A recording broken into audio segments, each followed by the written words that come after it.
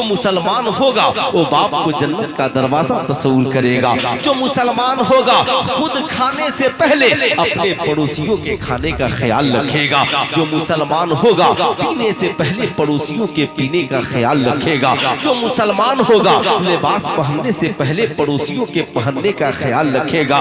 ऐ मेरी कौम के शहजादों, इस्लाम खतरे में नहीं है, बल्कि मुसलमान अपने गंदे आमाल की वजह से खतरे में है। अपनी मट्टी पे ही चलने का तरीका सीखो, संगे मरमर पे चलोगे तो फिसल जाओगे।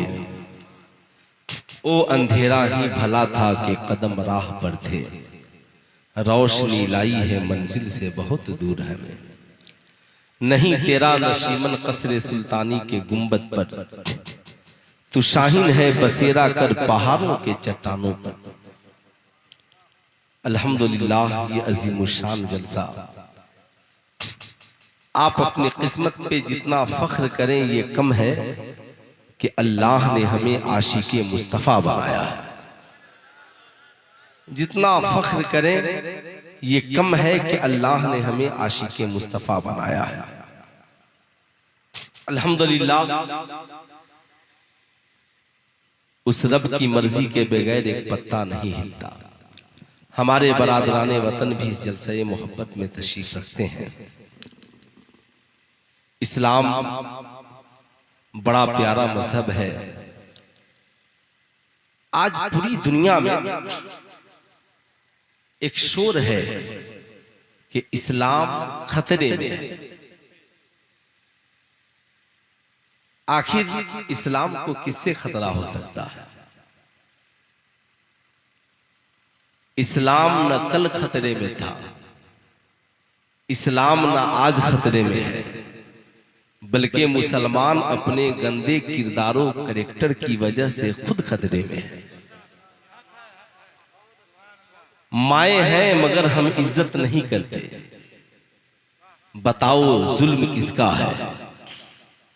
आजादें होती हैं हम मस्जिदों को नहीं जाते, बताओ गलती किसकी है?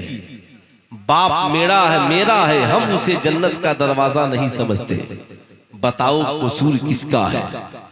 पड़ोसी मेरा भूखे सो जाता है, हम उसकी खबरों खैरियत नहीं लेते, बताओ गलती किसकी है? भाई मेरा है, हम जो अपने लिए पसंद करें वो अपने भाई के लिए पसंद नहीं करते, बताओ लोगों गलती किसकी है? बेटी मेरी है, हम उसके सर पे दुपट्टा नहीं डालते, बताओ लोगों गलती किसकी है? शराब खाने हम आबाद कर रहे हैं, बताओ गलती इस्लाम की है या हमारी है?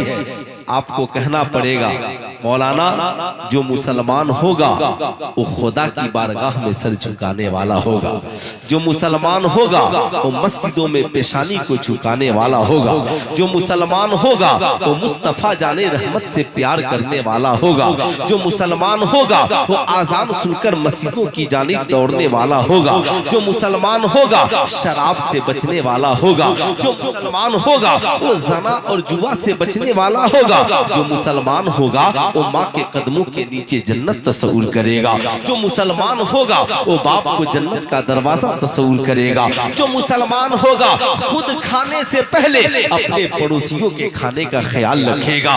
जो मुसलमान होगा पीने से पहले पड़ोसियों के पीने का ख्याल रखेगा। जो मुसलमान होगा लिबास पहनने से पहले पड़ोसियों के पहनने का ख्याल रखेगा। ऐ मेरी कौम के शहजादों, इस्लाम खतरे में नहीं है, बल्कि मुसलमान अपने गंदे आमाल की वजह से खतरे में है। ईमानदारी से बताओ, आज हम उस इमाम हुसैन की महफिल में बैठे हैं जिन्होंने अपनी माँ से पूछा था, ए मेरी मुकद्दस माँ, मैंने बचपन से लेकर आज तक कभी आपकी नमाज कज़ा होते नहीं देखा।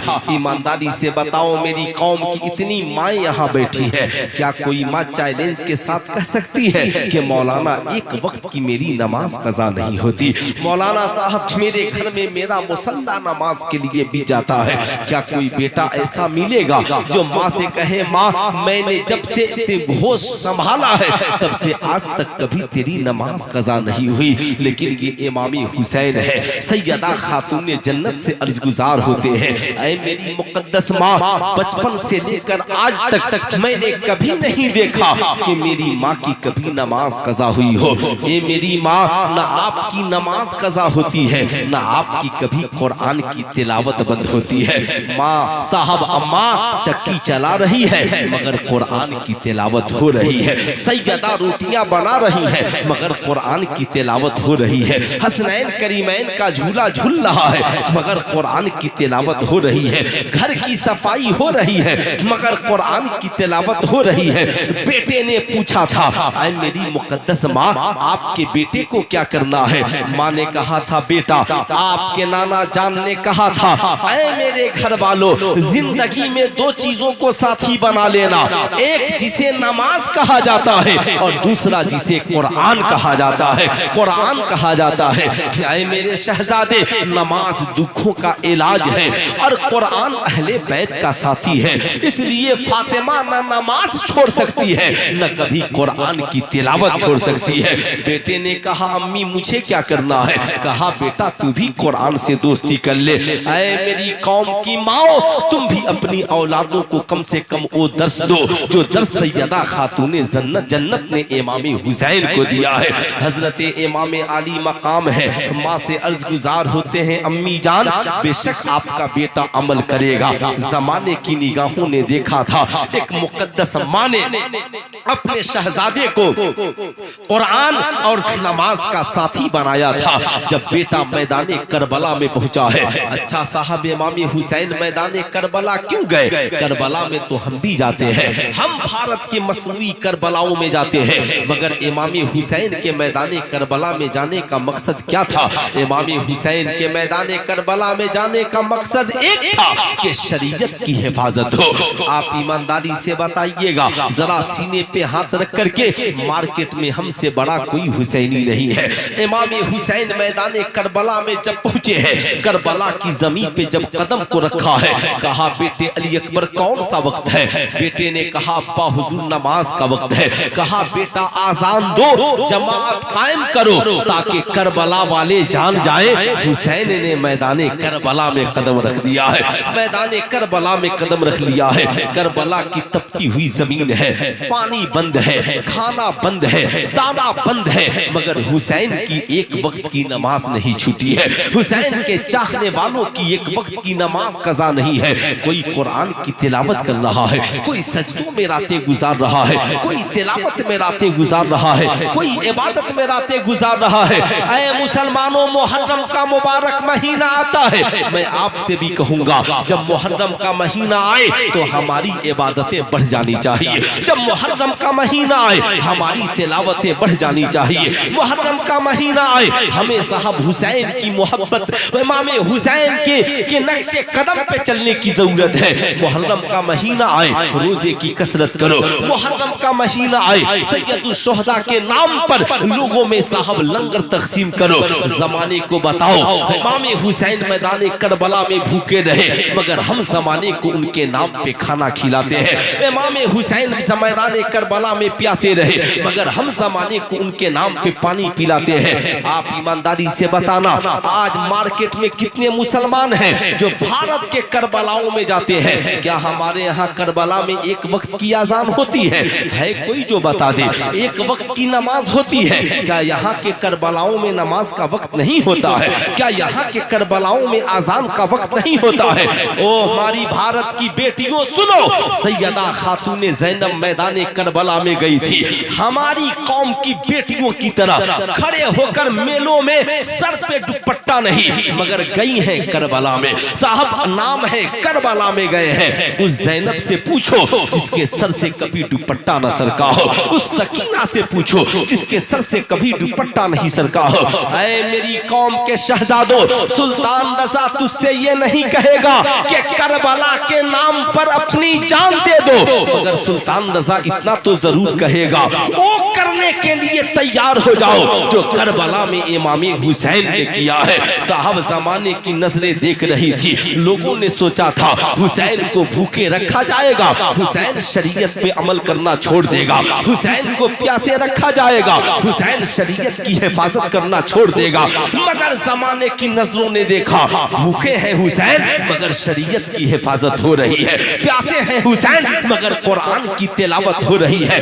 मैदाने करबला में 72 जख्म खाकर जब मेरा और तेरा हुसैन घोड़े से जमीन पर गिरा है तो जमाने की नस्लों ने देखा है हुसैन ने पेशानी को जमीन पर रखा और कहा, माँ तूने कहा था बेटे जिंदगी में कभी नमाज न छोड़ना।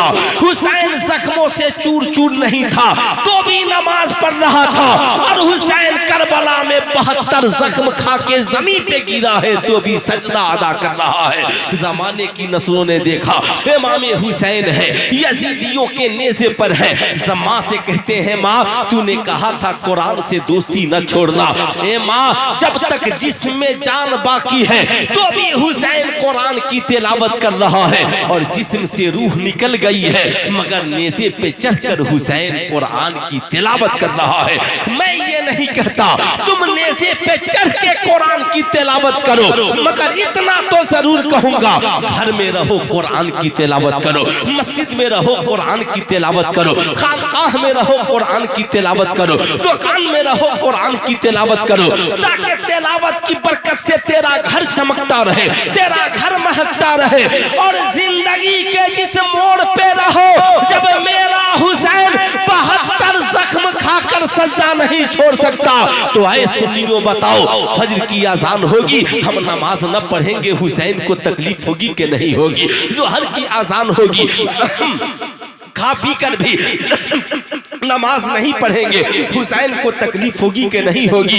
ऐ सुन्नियों, ईमानदारी से बचाओ। इसलिए मैं कहूंगा साहिबों, मैं ये नहीं कहता आप 3 दिन भूखे प्यासे रहकर नमाज पढ़े, मैं ये नहीं कहता कि आप जबरदस्ती 72 जख्म खाकर नमाज पढ़े, मगर इतना तो मैं जरूर कहूंगा कि अगर हम हुसैनी हैं, करबला में हुसैन 72 जख्म खाकर भूखे प्यासे रहकर एक वक्त की नमाज नहीं छोड़ सकते हैं, तो ऐ सुन्नियों हम अहद करें इंशाअल्लाह फजर की नमाज होगी हम मस्जिदों में हाजिर होंगे, ज़ोहर की नमाज होगी हम मस्जिदों में हाजिर होंगे, असर मगरिब और इशा की नमाज होगी हम मस्जिदों में हाजिर होंगे। क्या हमारा ईमान इतना कमजोर हो गया है? फजर की आजान हो हम सोए हो, ज़ोहर की आजान हो हम सोए हो, असर मगरिब और इशा की आजान हो हम सोए हो। ऐ लोगों बताओ, करबला में हुसैन से कौन सा मुंह दिखाओगे? मैदान महशर में इमाम हुसैन का सामना कैसे करोगे? क्या कहोगे हम आपके नाम के नारे लगाते थे? क्या कहोगे हम आपके नाम के सिर्फ नियाज और फातिहा करते थे?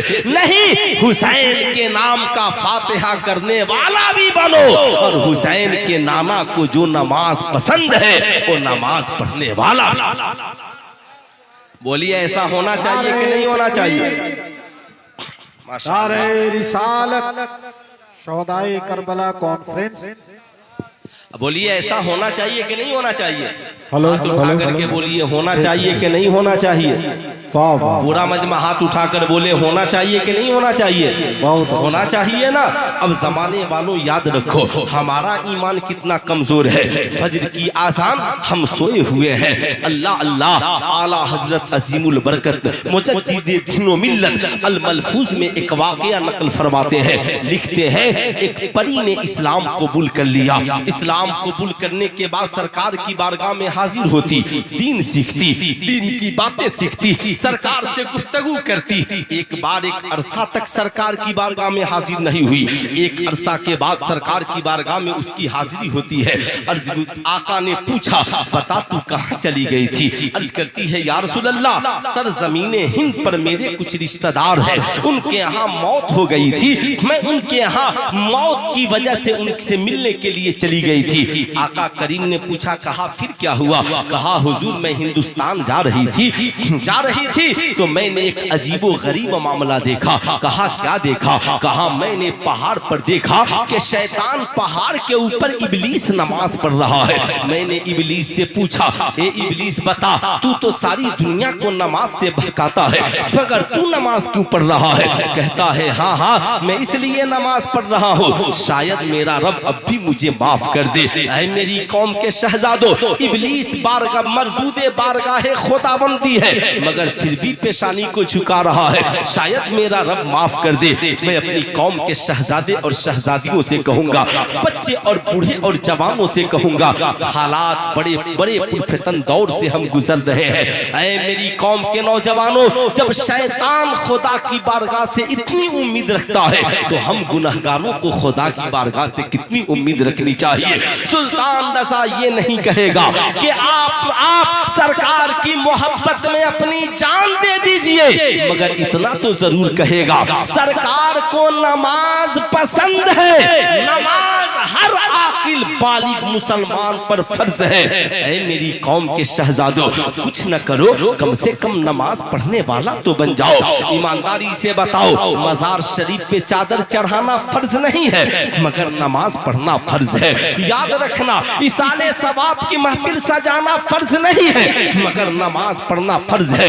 इसलिए याद रखना, सैयदुश शुहदा की महफिल साल में एक बार सजाओगे मगर अगर तुम नमाजी बन गए, तेरी बीवी नमाजी बन गई, तेरे बच्चे नमाजी बन गए, तुम नमाजी बन गए, तो जब जब नमाज होगी, फजर पढ़ोगे, जोहर पढ़ोगे, असर पढ़ोगे, मगरिब इशा पढ़ोगे, सुन्नत नवाफिल और फर्ज पढ़ोगे, जब जब नमाज पढ़ोगे नमाज में दरूद पढ़ोगे और जब जब दरूद पढ़ोगे इमाम हुसैन पे भी दरूद पढ़ोगे। अल्लाहुम्मा सल्ली अला मुहम्मद व अला आले मुहम्मद जलसा कराओगे, एक रात हुसैन याद आएंगे, नमाजी बन जाओगे। फजर पढ़ोगे हुसैन याद आएंगे, ज़ोहर पढ़ोगे हुसैन याद आएंगे, असर पढ़ोगे हुसैन याद आएंगे, मगरिब पढ़ोगे हुसैन याद आएंगे, उर्स मनाओगे, एक बार अल्लाह वाले याद आएंगे, पूरा घराना नमाजी बन जाओगे। और जब नमाज में तहियात पढ़ोगे, अस्सलामु अलैका अय्युहन नबी, ऐ नबी आप पर सलाम हो, वस्सलामु अलैना हम सब पर सलाम हो, वस्सलामु अला इबादिल्लाहि सालिहीन और अल्लाह के सारे नेक बंदों पर सलाम हो। बताओ, जब हम नेक बंदों पर सलाम पढ़ेंगे, फजर में पढ़ेंगे, जोहर में पढ़ेंगे, असर में पढ़ेंगे, मगरिब में पढ़ेंगे, जमाना कहता है सुन्नी एक दिन उर्स करते हैं, मैं तो कहता हूँ जब जब हम नमाज पढ़ते हैं तब तब वलियों पे सलाम पढ़ते हैं, गौस पे हम पढ़ते हैं, खाजा पे हम पढ़ते हैं, रजा पे हम पढ़ते हैं। तभी तो मेरे इमाम ने कहा, ऐसे आकाओं का बंदा हूँ रजा, बोल बाले मेरे सरकारों। वाह वाह, नारे तकबीर, नारे रिसालत, शोहदाए करबला कॉन्फ्रेंस। क्या बात है ना?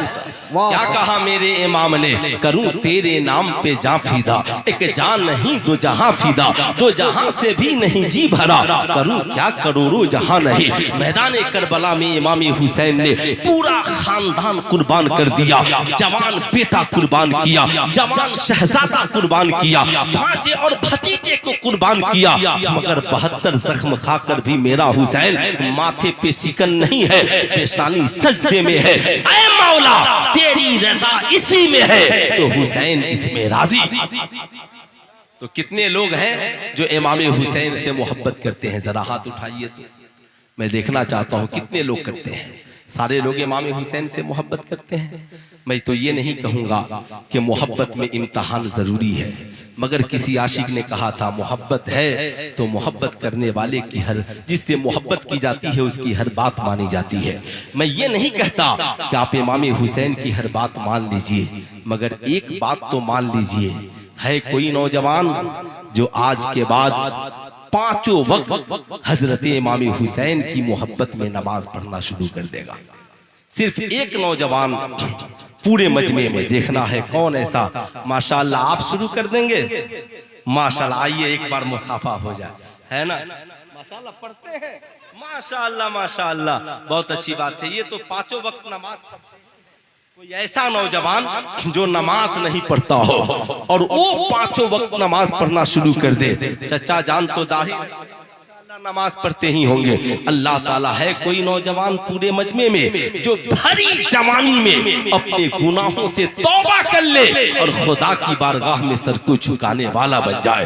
मैं इसलिए देख रहा हूँ क्योंकि जो ही मुहर्रम का महीना आता है ना तो हमारे नौजवानों का टी शर्ट देखिएगा साहब, एक तरफ चांद है और एक तरफ सितारे बने हैं और या हुसैन लिखा है। लगता है मार्केट में इससे बड़ा हुसैनी कोई नहीं है।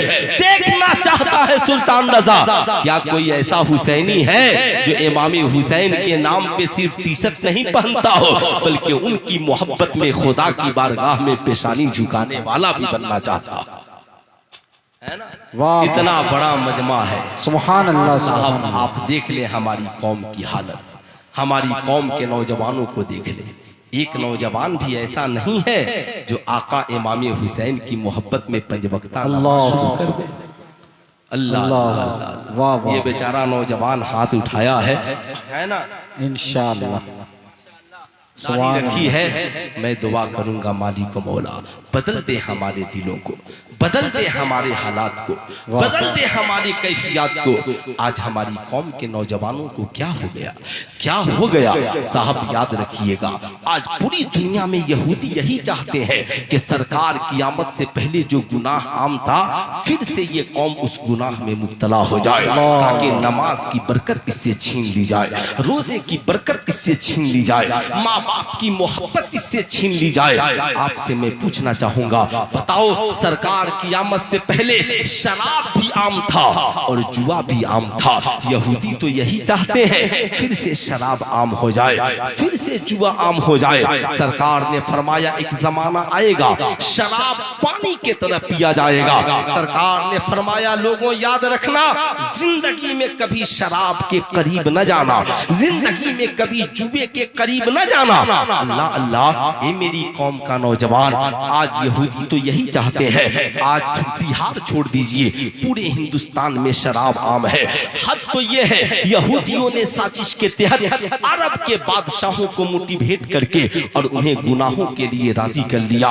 वो अरब की सरजमीन जिसे सरकार ने शराब से पाक कर दिया था, माशाअल्लाह इन जालिमों ने फिर से उसे नापाक कर दिया। साहब जरा सीने पे हाथ रख करके सोचे, आज IPL से लेकर क्रिकेट के मैदान तक जगह जगह पे मोबाइल की दुनिया में करोड़ों जुए के गेम खेले जा रहे हैं। मेरी कौम का नौजवान नमाजें तो नहीं पढ़ता, कुरान की तिलावतें तो नहीं करता, अपनी तालीम की तैयारियां तो नहीं करता, मगर रात की तन्हाई में बैठकर IPL में सट्टा जरूर लगाता है, क्रिकेट में टीम बना करके साहब सट्टा और जुआ जरूर खेलता है। आप अपनी औलादों से कहो, ऐ मेरी औलाद, जिंदगी में कभी हराम की कमाई के करीब न जाना।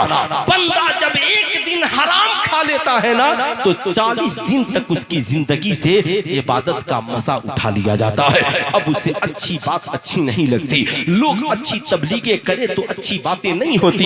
याद रखिएगा, अच्छी बातें बताना बहुत अच्छी बात है, मगर लोगों को गुनाहों से रोकना ये उससे भी बड़ी बात है। तामुरूना बिल मारूफ ये बहुत अच्छी बात है, मगर तन्हौना अनिल मुनकर साहब ये बहुत मुश्किल काम है। आप मेरी तरफ मुतवज्जो हो, मेरी तरफ तवज्जो करें। अल्लाह अल्लाह, जरा मोहब्बत के साथ एक बार दोनों हाथों को उठाएं और उठा करके प्यार से बोलें या रसूल अल्लाह, और जरा प्यार से बोलें या हबीब अल्लाह। हजरत उमर इब्ने खत्ताब का जमाना है, एक नौजवान लड़का है, एक पढ़ी लिखी आलिमा लड़की पे आशिक हो जाता है। साहब हर रोज गली में उस लड़की का पीछा करता। एक दिन उस लड़की ने मुड़ करके कहा, नौजवान हर रोज गली में मेरा पीछा करते हो, बताओ आखिर राज क्या है। वो लड़का बोल पड़ा, ऐ आलिमा लड़की, मैं तेरे हुस्न का दीवाना हूँ, मैं तेरी आंखों का मस्ताना हूँ, तेरी जुल्फे बड़ी हसीन है। उस आलिमा लड़की ने मुड़कर कहा, नौजवान हुस्न से प्यार है और हुस्न बनाने वाले खुदा को भूल गए हो, हुस्न बनाने वाले खुदा को भूल गए हो। उसने कहा, कहना क्या चाहती हो। कहा, ठीक है तुम मुझसे प्यार करते हो, एक बात बताओ, मैंने सुना है जो जिससे प्यार करता है उसकी हर बात मानने के लिए तैयार हो जाता है। एक काम करो, तुम बताओ, मेरी एक बात मान लो। उसने कहा, मैं तो तेरी हर बात मानने को तैयार हूँ, तुम कहो तो आसमान से चांद और तारे तोड़ करके ले आओ, तुम कहो तो आसमान से सितारे तोड़ करके ले आओ। उस आलिमा लड़की ने कहा आसमान से तारे तोड़ कर ना ला, इन आसमान में चांद को दो टुकड़े कर देना ये सिर्फ मुस्तफा के बस की बात है। डूबे हुए सूरज को बोला देना ये मुस्तफा जाने रहमत के बस की बात है। कहा तो तुम मुझसे कौन सा इम्तिहान लेना चाहती हो? कहा ए नौजवान जा तू मस्जिद नबी शरीफ में चला जा, 40 रोज हजरत उमर इब्ने खत्ताब के पीछे नमाज पढ़ना, 40 रोज बाद आना, इसी जगह मेरी और तेरी मुलाकात होगी। पहले हम दोनों निकाह करेंगे फिर हम दोनों में मुलाकात होगी। ऐ मेरी कौम के नौजवान, वो पाकीज़ा लड़की थी, वो नेक खातून थी जिसने कहा बगैर निकाह के तेरी और मेरी मुलाकात नहीं हो सकती। ऐ इस्लाम की शहजादियों याद रखना, इस्लाम में बॉयफ्रेंड और गर्लफ्रेंड का कोई तस्वुर नहीं है। इस्लाम दुनिया का सबसे पाकीज़ा मजहब है। इस्लाम बगैर निकाह के किसी अजनबी लड़के को अजनबी लड़की से बात करने की इजाजत नहीं देता, व्हाट्सएप पे मैसेज की इजाजत नहीं देता, किसी लड़की को अपने हुस्न जमाल का मुजाहरा फेसबुक पे लाइव टेलीकास्ट या तस्वीर की शक्ल में डालने की इजाजत नहीं देता। इस्लाम की शहजादियों याद रखना, ये इस्लाम है। पानी इस्लाम ने आज से 1450 बरस पहले कहा एक औरत के लिए सारी डिग्रियां एक तरफ और हया की दौलत एक तरफ। इस्लाम ने कहा अल हया वो शोबतुम मिनल ईमान, हया ईमान का हिस्सा है, हया ईमान का हिस्सा है। इस हया की चादर को उतरने न देना, हया की आंचल को उतरने न देना। साहब पूरी दुनिया में हुजूर की आमद से पहले निकाह का कोई तस्वुर नहीं था। लोग बगैर निकाह के जिंदगी गुजारते थे। जिस औरत की मर्जी करती जिस मर्द के साथ रात गुजार लेती, जब मर्द को तबीयत करती किसी औरत के साथ रात गुजार लेता। मगर जब नबी तशरीफ ले आए आका ने कहा ऐसा नहीं चलेगा, अगर ऐसा करोगे तो पता नहीं चलेगा कौन लड़का हलाली है और कौन लड़का हरामी है। साहब ऐसे तुम जिंदगी गुजारोगे पता ही नहीं चलेगा कौन किसका बेटा है कौन किसकी बेटी है। अगर औरत किसी के साथ रहने लगेगी तो पता ही नहीं चलेगा कि इसका शौहर कौन है और इसे किसकी जायदाद में हक दिया जाएगा। इस्लाम बड़ा पाकीज़ा मजहब, आका ने कुफ्र की इस रविश को मिटाया, इस गंदे रस्म रिवाज को मिटाया और आका ने कहा अन्निकाहु मिन सुन्नती फमन रग़िब अन सुन्नती फलैसा मिन्नी। निकाह मेरे आका की सुन्नत है। आका फरमाते हैं निकाह मेरी सुन्नत है, जो इससे इराज करेगा और मुझसे नहीं है। यह और बात है कि साहब हम निकाह करते हैं और हिंदू 60 फेरे लेते हैं, मगर इतना तो जरूर है वो निकाह हमारी तरह नहीं करते, मगर एक औरत को पत्नी तो जरूर मानते हैं। ये सरकार की तबलीग का एक छींटा है कि उन्होंने कम से कम औरतों को इतना सम्मान तो दिया कि ये मेरी धर्म पत्नी है, इसकी रखवाली करना मेरी जिम्मेदारी है, इसे खाना खिलाना मेरी जिम्मेदारी है। मगर यहूदी फिर से यही चाह रहे हैं कि औरतें बेहया हो जाए, मर्द नंगे नाचने वाले हो जाए। साहब मर्दों की निगाहें पाकीज़ा न रहे। क्या हिंदू क्या मुसलमान सब इस गुनाह में मुलविस है।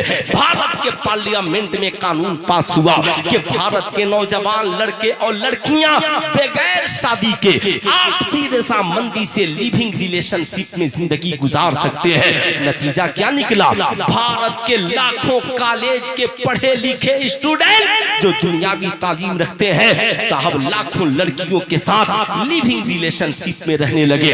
ज़ना आम हुआ। नतीजा ये निकला एक लड़की दिल्ली की चीखती रही कब तक तू मेरा यौन शोषण करता रहेगा, कब तक तू मुझे बहला फुसला कर रखेगा, तू मुझसे शादी क्यों नहीं कर लेता। उस लड़के ने शादी तो नहीं की मगर उसके 35 टुकड़े जरूर कर दिए। ऐ इस्लाम की भोली भाली शहजादियों याद रखना, तुम कॉलेज में भी पढ़ती हो, तुम ट्यूशन सेंटर भी जाती हो, तुम रिश्तेदारियों में भी जाती हो, कोई लड़का तेरे व्हाट्सएप पे आई लव यू लिख कर भेजता है ना तो ये ना समझना कि ये मुझसे बहुत प्यार करता है। वो तुझसे प्यार वार नहीं करता, वो तेरे जिस्म का भूखा है। जिस दिन तेरी जिस्म से उसकी तबीयत भर जाएगी, सीवान के रेलवे स्टेशन पे छोड़ के तुझे चला जाएगा। ऐसे जैसे चाय पीने वाला चाय पीने के बाद प्याली को फेंक कर चला जाता है, फिर जमाने में कोई तेरा वकार नहीं होगा। इसलिए ऐसे गंदे और कमीने और आवारा किस्म के नौजवानों से बचना और बचते रहना और कहना, ऐ नौजवान, बड़ा तुझे मुझसे मोहब्बत है ना, तो मेरे बाप के पास आकर के मेरा हाथ क्यों नहीं मांग लेता? मेरे भाई के पास आकर के तू मेरा हाथ क्यों नहीं मांग लेता? बड़ी तुझे याद रखना, इतनी जुर्अत नहीं है कि वो आकर के हाथ मांग ले। लेकिन मैं तुझसे कहूंगा और आपसे भी एक गुजारिश करूंगा, मेरी बात आपको बुरी लग सकती है मगर इसे तख्तियों पे नोट करके जाओ। सरकार ने बैन कर दिया, लेकिन आपने देखा होगा अभी साहब मास मीडिया के जरिए इस्लाम पे ताज़ा तरीन हमला हुआ। हम दो और हमारे 12 कुरान की आयतों को गलत तरीके से पेश किया गया। उन लोगों ने कहा इस्लाम कहता है कि औरतें हमारी खेतियां हैं, जैसे चाहो औरतों से मुलाकात करो। मैंने कहा पागलों, कुरान दुनिया के इंसान का कलाम नहीं है। ये साहब ये माइकल जैक्सन का कलाम नहीं है कि तुम इतना जल्दी समझ लोगे। याद रखना ये साहब, ये याद रखना जिंदगी में ये किसी गजलिया मुशायरे के शायर का शेर नहीं है कि इतने आसानी से समझ लोगे। याद रखना ये अल्लाह का कलाम है, अल्लाह का कलाम। अल्लाह ने कहा औरतें तुम्हारी खेतियां हैं, खेतियों की हिफाजत करो। जानते हो एक किसान से पूछो खेती की हिफाजत कैसे होती है। एक किसान से पूछो, औरत में सिर्फ बीवी नहीं है, जालिमो तुमने सिर्फ बीवी समझा है। औरत में माँ भी शामिल है, औरत में बीवी भी शामिल है, औरत में बहन भी शामिल है, औरत में बेटी भी शामिल है। मगर मुसीबत ये है हम बेटियों को खिलाते तो हैं मगर उनकी जवानी का और उनकी जरूरतों का ख्याल नहीं रखते। साहब हम अपनी बहनों को खिलाते तो हैं मगर हम उनकी जरूरतों का ख्याल नहीं रखते। हम अपनी बीवियों को खिलाते पिलाते तो हैं मगर उनकी जरूरतों का ख्याल नहीं रखते। इस्लाम कहता है ये औरतें तुम्हारी खेतियां हैं, जब पानी की जरूरत हो तो पानी देना, जब खाने की जरूरत हो तो खाना देना, जब पैसे की जरूरत हो तो इन्हें पैसा देना, जब कपड़े की जरूरत हो तो इन्हें कपड़ा देना और इनकी अच्छी तरह निगहबानी करना। ऐसा ना हो कोई चरवाहा तेरे खेत में आकर अपने जानवर को चरा के लेके चला जाए। कहीं ऐसा ना हो कि कोई जानवर गुजरता हो और तेरे खेत से चरता हुआ चला जाए। आज जानते हो बुरा ना मानना, आज एक शौहर है अपनी बीवी से मोहब्बत तो बहुत करता है, खाना भी देता है, कपड़ा भी देता है, मकान भी देता है, मगर बीवी कह देना कि मुझे 10,000 की जरूरत है, 5,000 की जरूरत है, मुझे कुछ पैसे की जरूरत है। नौजवान, अच्छा ये नौजवान कहाँ जा रहे हैं बेचारे उठ करके, है ना? ये 3 उठे और चले गए, 4 उठे और चले गए। असल में शैतान नहीं चाहता ना कि कौम की इस्लाह हो। ये नौजवान साहब ये समझते हैं कि हमने बहुत सुन लिया है, बहुत हमारी इस्लाह हो गई है। जब तक तकरीर खत्म नहीं बल्कि जलसा खत्म ना हो, पूरी रात तो यूट्यूब पे गुजार देते हो, कम से कम एक रात तो सरकार की मोहब्बत में गुजारो। वाह सुभान अल्लाह। कितने लोग गुजारेंगे जरा हाथ उठा करके बताएं तो? सारे लोग गुजारेंगे ना? बैठे इत्मीनान से, जाना नहीं है। वो नौजवान जो जरूरत के लिए गए वो जरूर आ जाए। माँ पूछेगी जलसे में क्या सीख कर आया, तो कहेगा कि मौलाना साहब हमें सिखा रहे थे कि किसी से आंख न लड़ाना, इश्क न लड़ाना, तो हम उठ के भाग आए, इसलिए कि हमारे लिए आंख लड़ाना जरूरी है। जाहिर सी बात है मेरी कौम के शहजादों, इसलिए इत्मीनान सुकून के साथ बैठो।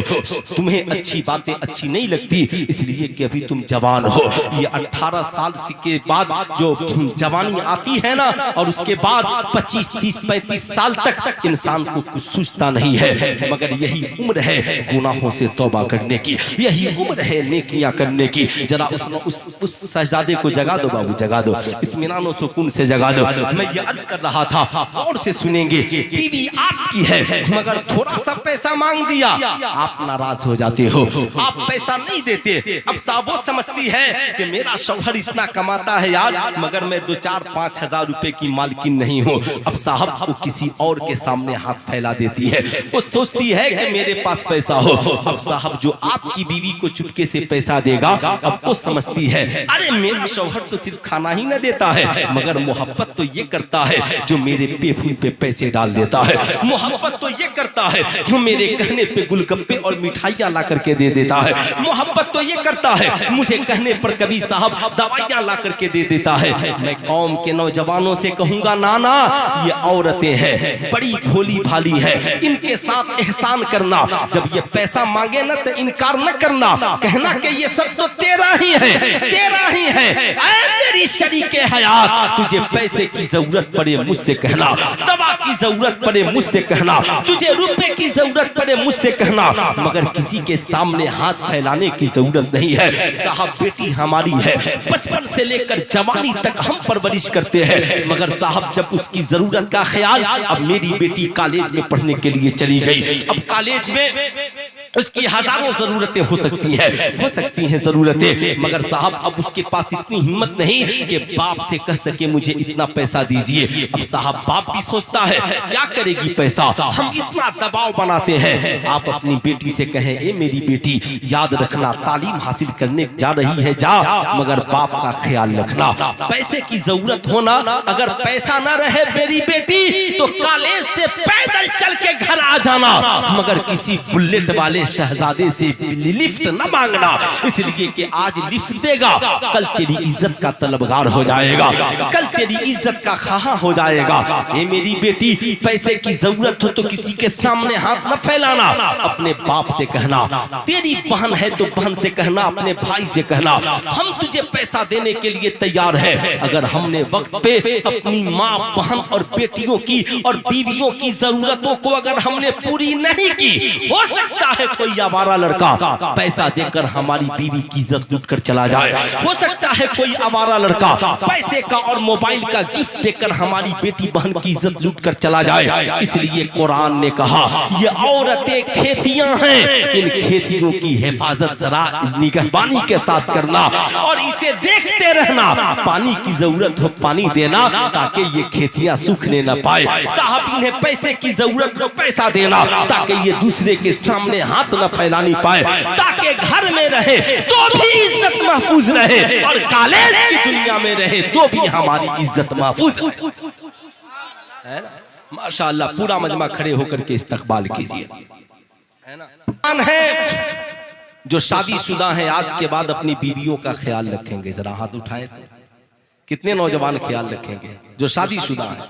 अच्छा कितने नौजवान हैं जो आज के बाद कमाएंगे तो अपनी बहनों का ख्याल रखेंगे? हाथ उठाएं, अपनी बहनों को न छोड़ना, ख्याल रखना ख्याल। इसलिए सुल्तान रजा बोल रहा है तुम बुलेट पे घूमते हो, खूब खाते हो, कमाते हो, कभी सोचा भी है कि मेरी बहन तो घर में रहती है मगर उसकी जरूरत कैसे पूरी होगी? जब तुम अपनी बेटी और बहन की जरूरत पूरी नहीं करोगे, दूसरे को लिफ्ट देंगी, हमारी इज्जत चली जाएगी। इसलिए याद रखें। और इस्लाम की शहजादियों तुम सुनो, तेरा भाई दे न दे, तेरा बाप दे न दे, तेरा शौहर दे न दे, सैयदा खातूने जन्नत की तरह गरीबी में जिंदगी गुजार लेना, मगर किसी दलाल और लुटेरे के सामने कभी अपनी इज्जत और आबरू का सौदा नहीं करना, अपनी इज्जत तो आबरू का सौदा नहीं करना। इसे याद रखना, ये लालची भेड़िए है। अब उस पढ़ी लिखी आलिमा लड़की ने कहा था नौजवान मस्जिद नबी शरीफ में चला जा, 40 रोज जाकर के नमाज पढ़ना, फिर आना निकाह करना, मैं तेरी हो जाऊंगी तू मेरा हो जाएगा।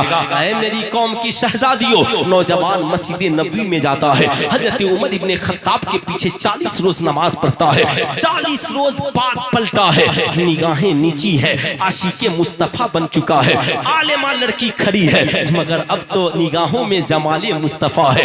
अल्लाह अल्लाह निगाहें नीची किए गुजर रहा है। ओ साहब आलिमा लड़की खड़ी की खड़ी रह गई, नौजवान गुजर गया। उसने दामन पकड़ के कहा नौजवान क्या हुआ, मेरा हुस्न जमाल भूल गए? उसने कहा बहन तेरी मोहब्बत का शुक्रिया, तूने मुझे उमर तक पहुंचाया, उमर ने मुस्तफा जाने रहमत तक पहुंचा दिया है। अब इन निगाहों में जमाले मुस्तफा के अलावा कुछ नहीं है, कुछ नहीं है। मगर ए बहन इतना बता, मैंने तुझे बहुत सताया, हर रोज गली में तेरा पीछा किया, मगर बता तूने मुझे सजा देने के बजाय मस्जिद का नमाजी बना दिया। उसने कहा सुनो, मैं कुरान की आलिमा हूँ और मेरा रब कुरान में फरमाता है इन्नस सलाता तन्हा अनिल फाशाए वल मुनकर, बेशक नमाज बेहयाई और बुरी बातों से रोक देती है। मैंने सोचा तेरी निगाहें बेहया हो गई है, तेरा किरदार बिगड़ गया है, तेरा कैरेक्टर बिगड़ गया है। मैंने सोचा किस किस गुनाह का इलाज किया जाए, इसलिए मैंने सोचा कि कुरान कहता है हर गुनाह का इलाज एक है और उस इलाज का नाम है नमाज। क्या नाम है? पूरा मजमा हाथ उठा करके बोले क्या नाम है, और जोर से बोले क्या नाम है? नमाज। इसलिए मैं आपसे कहूंगा, आए लोगों, आप चाहते हो आपकी औलादें आवारा न हो, आपकी बेटियां आवारा न हो, आपके बच्चे आवारा न हो, आपकी बीवियों की निगाहें आवारा न हो, तो अपने बेटे बेटियों को मैट्रिक कराने से पहले, इंटर कराने से पहले, जो ही 7 साल की उम्र हो, बेटे को भी नमाजी बना दीजिए और बेटी को भी नमाजी बना दीजिए। और औलादों को नमाजी बनाने से पहले खुद माँ और बाप दोनों नमाजी बन जाए। बोलिए इंशाअल्लाह बनेंगे ना? हाथ उठाकर जोर से बोले इंशाअल्लाह बनेंगे ना? जरूर बनेंगे, जरूर। अब साहब है ना, 2-4-10 मिनट की बात। आज मार्केट में एक बुराई बहुत आम है, वो बुराई ये है, हमारी कौम का नौजवान अल्लाह अल्लाह ये समझता है मैं जो कमा रहा हूं ये मेरा है, और हमारी बीवियां समझती हैं कि मेरा शौहर जो कमा रहा है ये मेरा है। नतीजा क्या निकलता है? बूढ़ा बाप भिट्टी बाजार पर चाय की होटल में 10 रुपए का मोहताज है, बूढ़ी माँ दवा की 2 घूंट के लिए मोहताज है। याद रखना, जिंदगी में जिन लोगों ने अपने माँ बाप को मोहताज बना दिया ना, खुदा ने उन्हें दुनिया का मोहताज बना दिया। इसलिए जिंदगी में कभी माँ बाप को मोहताज, हाथ उठा करके एक बार कह दो, माँ बाप को मोहताज न बनाना, न बनाना। ये उनकी सोच है, उनकी। आज किसी बेटे से कहेंगे ना कि ये मकान किसका है, तो बाप के मकान को कहेगा अल्लामा अलाउद्दीन चतुर्वेदी साहब ये मेरा मकान है। अगर बाप की 10 दुकानें हो तो कहेगा ये सारी मेरी दुकानें हैं। मगर कभी उस बूढ़े बाप से पूछिए ये किसका मकान है, तो बूढ़ा बाप बेटे के मकान को अपना नहीं कहता, बल्कि बूढ़ा बाप कहता है ये बड़े बेटे का मकान है, ये छोटे बेटे की दुकान है, ये मझले बेटे का मकान है। क्यों? ये बाप को किसने एहसास दिलाया कि बेटे की जमीन उसकी नहीं है? ये बाप को किसने एहसास दिलाया कि बेटे का मकान उसका नहीं है? इसी गंदे समाज ने। सोच उस घर में बरकत कहां से होगी जहां बूढ़ी मां रात की तन्हाइयों में रोती हो? बता, उस घर में उस बेटे की कमाई में कैसे बरकत होगी जिसका बाप रात की तन्हाई में दवा की 2 घूंट के लिए तरसता हो? बता, हम अपने माँ बाप को घुटन महसूस भरी जिंदगी गुजारने पे मजबूर कर रहे हैं, फिर भी हम सोचते हैं साहब हम बड़े कामयाब हैं। बूढ़ा बाप अपनी बात किससे कहे? दिल के फफोले जल उठे सीने के दाग से, और घर को आग लग गई घर के चिराग से। ये हमारे घर की पढ़ी लिखी बहुएं शौहरों पे दबाव बनाती हैं। माँ का कहना जरूरी है, बाप का मानना जरूरी है। माँ से क्यों नहीं कहता कि एक बात मेरी मान ले? ना ना, क्या तू चाहती है कि तेरा शौहर जहन्नम में जाए? क्या तू चाहती है तेरा शौहर जहन्नम की आग में जलाया जाए? नहीं चाहती ना, तो तेरी अपनी सास को आज के बाद माँ समझना, अपने ससुर को आज के बाद बाप समझना, और शौहर से कहना मैं भी तेरे माँ बाप की खिदमत करूंगी, तू भी करना। अगर इनकी दुआएं मिल गई तो हमारी दुनिया भी चमक जाएगी, आखिरत भी चमक जाएगी। क्या डॉक्टर, क्या इंजीनियर, क्या प्रोफेसर, क्या आलिम, क्या मौलाना, यार इतने हालात बिगड़ गए। हमारी माएं आंसू बहा रही हैं, हमारे बाप रो रहे, हमारा गरीब भाई बेचारा अमीर भाई से एक रोटी मांगने की जुर्रत नहीं करता। नहीं मांगता। हम इतने जालिम हो गए ना, हम अपने आप में इतने खुददार हो गए, इतने खुदगर्ज हो गए कि हमारा गरीब भाई एक रात हमारे बिस्तर पे नहीं सोच सकता। हम गरीब भाई की आहट सुन लेते हैं ना तो हमारा सीना फट जाता है। बताओ, जब हम इतने गंदे माहौल में जी रहे हैं, मुस्तफा करीम तो इसीलिए आए ताकि हमें इस गंदे माहौल से निकाले। सरकार तो इसीलिए न तशरीफ लाए, हम सब उनकी उम्मत हैं। ऐ मेरी कौम का नौजवान सुन, एक नौजवान मुस्तफा करीम की बारगाह में हाजिर हुआ, अर्ज गुजार हुआ, फिदा का भी उम्मी या रसूल अल्लाह, या रसूल अल्लाह मेरे माँ बाप आपके कुर्बान, आका मैं एक मसला लेकर आया हूँ। कहा क्या मसला है? कहा आका मैं जानने आया हूँ कि मर्द के ऊपर पहला हक किसका है, बाप का, माँ का, बीवी का? आका फरमाते हैं ना, तुम्हारी माँ का। अरे बोल दे सुभान अल्लाह। मर्द के ऊपर पहला हक किसका है? पूरा मजमा हाथ उठाकर बोल दे किसका है, और जरा जोर से बोले किसका है? माँ का। सहाबी रसूल से ठहर गए, कहा आका उसके बाद? कहा माँ का। फिर ठहर गए, तीसरी बार पूछा आका इसके बाद? कहा माँ का। ठहर गए, दिल को तसल्ली, कहा इसके बाद भी जान लूं? कहा आका इसके बाद? कहा बाप का। कुर्बान जाओ इमामे इश्क व मोहब्बत पे। आला हजरत सरकार से पूछा गया, हुजूर बताया जाए, हुजूर बताया जाए कि मर्द कमाए तो क्या करे? आला हजरत ने लिखा, सुनो 100 रुपए कमाना तो 75 माँ को दे देना और 25 बाप को दे देना। सरकार ने 3 बार माँ का जिक्र किया और 1 बार बाप का जिक्र किया। पूछा गया, हुजूर माँ का रुतबा बड़ा है या बाप का रुतबा? आला हजरत फरमाते हैं, मोहब्बत माँ से ज्यादा करो और अदब बाप का ज्यादा करो। ऐ लोगों, जिस माँ को अल्लाह के नबी ने पहला हक दिया, क्या हम अपनी माँ की वो कदर करते हैं? आज जब बूढ़ी माँ रमजान के महीने में पैसा मांग दे तो बेटा कहता अम्मा फोन रख दे, हमारे पास बीवी बच्चों से बचेगा तब न देंगे। मैं कहता हूँ बता, आज तुम माँ बाप से कहते हो बचेगा तब न देंगे, साहब माँ का कलेजा फट जाता है। कुरान कहता है रब्बिरहम्हुमा कमा रब्बयानी सगीरा। जब माँ बाप के सामने जाना तो जवानी को याद न करना, बल्कि रोना, दुआएं मांगना, मालिक मौला मेरे माँ बाप पे ऐसे रहम फरमा जैसे बचपन में उन्होंने रहम फरमाया। बता, आज हम कमाते हैं तो माँ से कहते हैं बचेगा तब देंगे, मगर बूढ़ी माँ ने जब बचपन में खाना बनाया था तो माँ ने एक बार भी नहीं कहा था बेटे 10 रोटियां बनी है, 2 तुम खा लो, 2 तुम खा लो। माँ ने तो कहा था बेटे पहले तू खा ले, बचेगा तो मैं खाऊंगी। बाप ने जब पैसा कमाया था तो कहा था बेटा पहले तू खर्च कर ले, बचेगा तो मैं खर्च करूंगा। ऐ मेरी कौम के शहजादों, कुरान कहता है जैसे बचपन में तेरे माँ बाप ने तेरे साथ सलूक किया, तुम भी जवान होना तो उनके साथ ऐसे ही सलूक करना।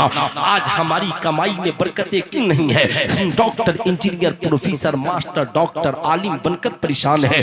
वजह यह है हमारी कमाई में हमारी माँ को हिस्सा नहीं मिलता, हमारी कमाई में हमारे बाप को हक नहीं मिलता। मेरी कौम का नौजवान, आज के बाद दिल्ली रहो, मुंबई रहो, कलकत्ता रहो, उड़ीसा रहो, कमाना तो पहला फुल माँ को करना। अम्मा बता तुझे कितने पैसे की जरूरत है? माँ मुस्कुराएगी, कहेगी ठहर जा तेरे अब्बा से पूछ लेने दे। बाप कहेगा बेटे से कह दे पहले अपने बीवी बच्चों की जरूरत पूरी कर ले, फिर हमारे लिए पैसे भेजेगा। हम तो बूढ़े हो गए, हमारी ईद तो पुराने कपड़ों में भी हो जाएगी। सारी दुनिया तेरी कमाई खाकर सो जाती है, रात की तन्हाई में अगर तेरे लिए कोई दुआ करता है तो तेरी माँ आंचल फैलाकर करती है, तेरा बाप करता है। इसलिए आज के बाद कमाना तो पहला हक अपनी माँ को देना। किसे देना? कितने नौजवान हैं जो आज के बाद कमाएंगे तो सबसे पहले माँ को देंगे? जरा हाथ उठाइए तो कितने नौजवान? सारे नौजवान कमाएंगे तो देंगे? अरे बोले सुभान अल्लाह। मैं ये नहीं कहता शायरों को आप क्या दे सकते हैं, नकीबों खतीबों को आप क्या दे सकते हैं, सबको दें, मगर रात की तन्हाई में कभी बूढ़े बाप का जेब भी देख लें, कहीं मेरे बाप का जेब तो खाली नहीं है। बूढ़ी माँ का आंचल भी देख ले, माँ के आंचल में कुछ पैसे बंधे हैं कि नहीं। कहीं ऐसा तो नहीं कि चाय की होटल पे मेरा बाप मोहताज हो जाए। मेरी माँ से मेरा बेटा टॉफी मांगे तो मेरी माँ मोहताज हो जाए। मैं कहूँगा ना। सरकार से हुजूर सैयद बादशाह मियां कहते हैं, जब माँ बाप को पैसा देने की बारी आए ना तो यूं मत देना, बल्कि यूं रख करके देना और कहना, अब्बा हुजूर और अम्मी जान जितने पैसे की जरूरत हो ले ले, ताकि पैसा लेते वक्त भी माँ बाप की बादशाहत सलामत रहे। माँ बाप की बादशाहत सलामत रहे। जिंदगी में दो काम जरूर करें, एक नमाजों की पाबंदी और दूसरा माँ बाप की खिदमत और तीसरा औरतों की रखवाली। फिर आप पढ़ें, एजुकेटेड बने। इंशाअल्लाह मुख्तलिफ मौजूआत पे मुख्तलिफ खतीब हैं। करम मंबइल इल्मे वल हिल्मे वल कम बारिक वसल्लम सल्लु अलैहि सलातु व सलाम अलैहि या रसूलुल्लाह सल्लल्लाहु अलैहि वसल्लम। आपने देखा होगा, लोग कहते हैं ना ये बाप की जमीन है, कहते हैं कि नहीं कहते हैं? अरे बोलिए, कहते हैं ना इसकी हिफाजत करना, ये बाप का चश्मा है, इसकी हिफाजत करना। अल्लाह अल्लाह, ये बाप का मकान है, बिकने न देना। मगर उसी बेटे से देखिए, उसी औलाद से जो बाप की जमीन की हिफाजत करता है, मकान की, चश्मे की, उससे जरा सा पूछिए, आखिर तू भाई की हिफाजत क्यों नहीं करता? भाई की हिफाजत क्यों नहीं करता? एक माँ बाप 4 औलादों को एक बिस्तर में सुला देते हैं, मगर 4 औलादें इत्तफाक के साथ एक दस्तरखान पे नहीं बैठ पाती। वक्त का बड़ा अलमिया है। आज हमारी कौम में हम अपने भाइयों को हमने ठुकरा दिया। सरकार फरमाते हैं, जो अपने लिए पसंद करो अपने भाई के लिए पसंद करो। इसाले सवाब सिर्फ यही नहीं कि माँ बाप के नाम कुरान पढ़ें, इसाले सवाब ये भी है कि उनकी औलादों से हम अच्छा सलूक करें। एक नौजवान साहब ये रसूल है, आका की बारगाह में पहुंचे, आका जी मेरा भाई है। आका कमाता नहीं है, दिन रात मस्जिद नबी में नमाज पढ़ता है। और आका जी मैं कमाता हूं तो अपना भी घर चलाता हूं, उनका भी घर चलाता हूं। आका उनसे छुटकारे की कोई सूरत है?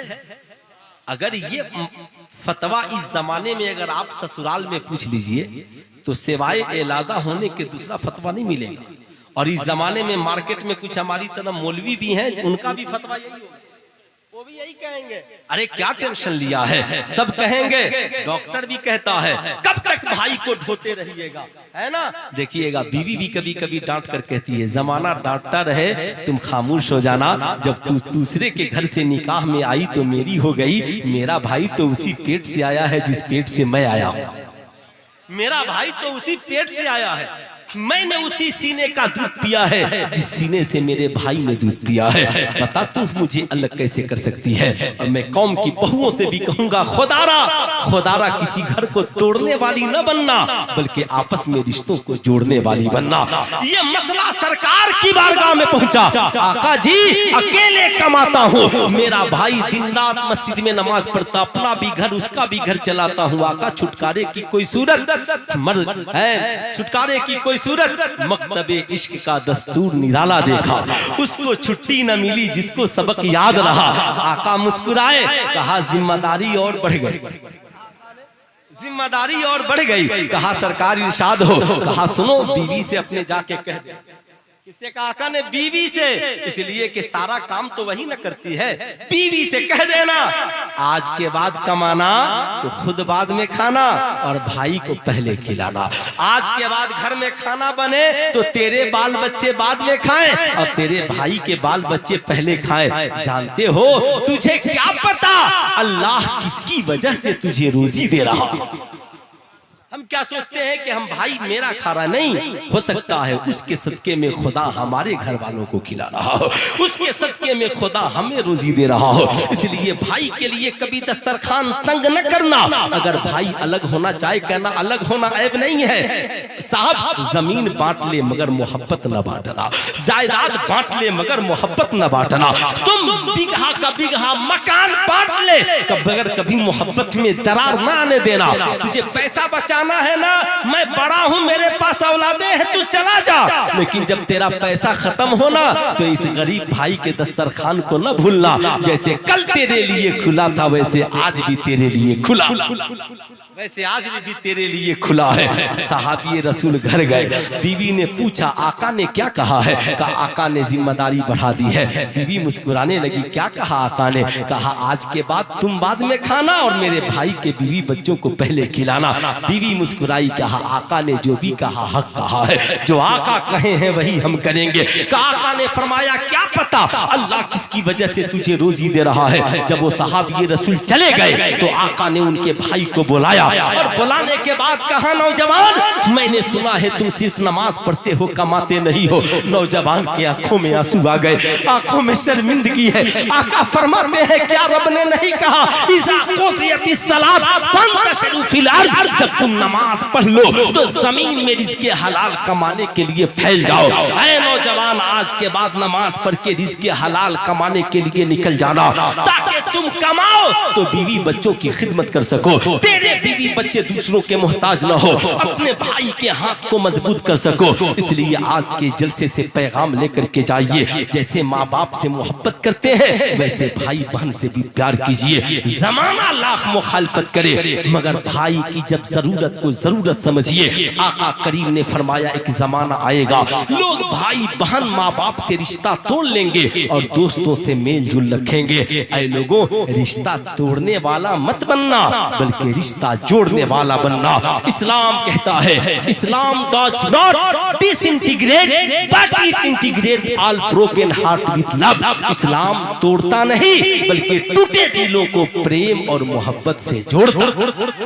इसलिए याद रखिएगा, इस्लाम में जहां मुस्लिम पड़ोसियों का हक है वहीं बरादराने वतन का भी हक है। खाने से पहले उन्हें खिलाना, बीमार पड़ जाए तेरा पड़ोसी हिंदू हो मुसलमान हो सिख हो ईसाई हो उसका इलाज कराना, उसे पैसे की जरूरत हो कर्ज देना। वो अपनी बहू बेटियों की इज्जत को इज्जत जैसे समझते हो वैसे अपने पड़ोसी हिंदू हो या मुसलमान सबकी बहू बेटियों की इज्जत को इज्जत समझना। इंशाअल्लाह तेरी दुनिया भी हसीन होगी, आखिरत भी हसीन होगी। जिंदगी बाकी, मुलाकात बाकी। पूरा मजमा मिलकर पढ़ लीजिए अस्तगफिरुल्लाह रब्बी मिन कुल्ली ज़ंबी व अतूबु इलैहि। पढ़ लीजिए ला इलाहा इल्लल्लाह मुहम्मदुर रसूलुल्लाह सल्लल्लाहु अलैहि वसल्लम। सारी दुनिया की कामयाबी एक तरफ, डिग्री डिप्लोमा मकान दुकान सब एक तरफ। कुरान ने कहा कद अफलहा मन तज़क्का, तहकीक के कामयाब हो गया जिसने अपने आप को गुनाहों से साफ और सुथरा कर लिया। अस्सलाम।